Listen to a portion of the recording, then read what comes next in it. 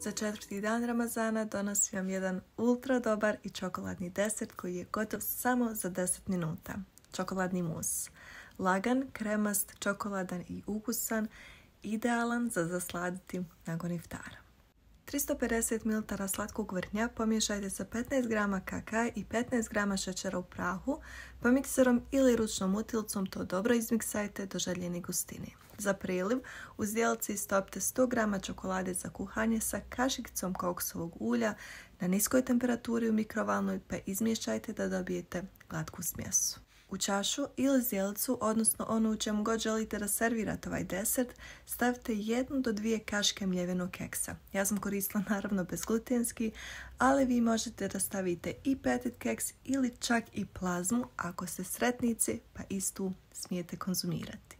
Na sloj keksa u čaši stavite čokoladnu kremu, fino je pritisnite da izađe zrak iz te čaše, pa to sve fino zagledate odozgom kaškom i očistite ivice čaše papirnim ubrusom. Čokoladnu kremu krasite čokoladnim prelivom i ostavite u frižider barem neki pola sata da se sve to fino stisne. Sada imate predobar desert i u njemu uživajte. A idem i ja da uživam u svom, tako da ću ovdje lagano da završim ovaj video, a vama od srca da zaželim sretan i hajl post i sutra.